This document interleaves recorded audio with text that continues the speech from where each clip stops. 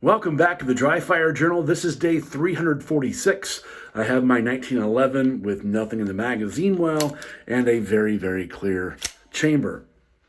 Something I did yesterday in a class that I had never tried before, frankly, because I don't know that I've ever controlled recoil better than with a 1911 and 9mm. But something I tried yesterday, we had 6 steel targets that were spaced 6 feet apart.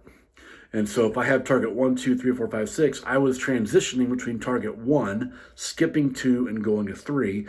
And because they're 6 feet apart, it's about a 12-foot wide transition, just so you know the context. We were at 17 yards. I was using the Wilson Combat scoreable steel targets. They have a 4-inch circle in the face and about a 5.5-inch box on top. And what I was trying to do was transition from target 1 to target 2 and 12 feet across.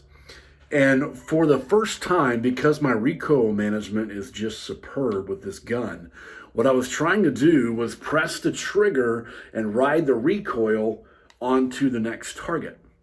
So it looks something like this. If this is target 2, it was shot 1, recoil 2.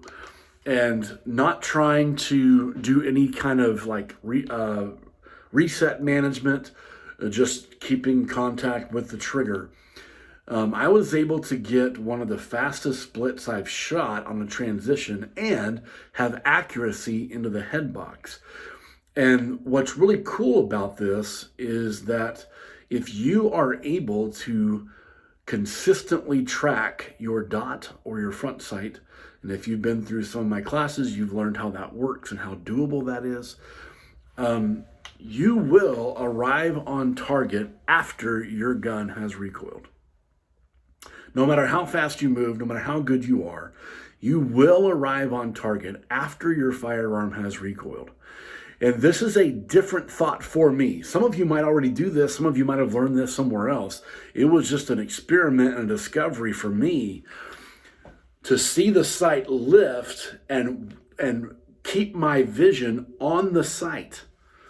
Like I wasn't trying to press and then transition my vision and then move the gun to my vision. I was tracking in recoil and getting very fast results with very great accuracy. I think about a 5-inch square at that distance is pretty legit on a transition drill. But it might have changed the game for me in terms of how I think about transitions. Just something to think about and something to maybe practice. You can do it just with a thumb and just pretend it's raising up and lowering. You've got to track that and move it. What I found, because I wasn't trying to find a target way down there, because I was simply tracking my front sight and putting it where it goes, I was able to do it much cleaner, much quicker, and I knew. I wasn't just hoping. I knew where my shot was going to go. So just something to consider, something to try. You can do this with a barrel-blocked gun, a clear gun. You can do it with a SIRT gun. You can do it with your thumb. Just mentally rehearse this somehow, and when you're ready, do this dry and clear and safely with your firearm, and then try it live sometime and see what happens. I'm going to try to this week create a transition target drill that's just a notebook sheet of paper so that I can start working on this, and maybe you can join with me, and once I get that ready, I'll push it out. Let me know how this goes.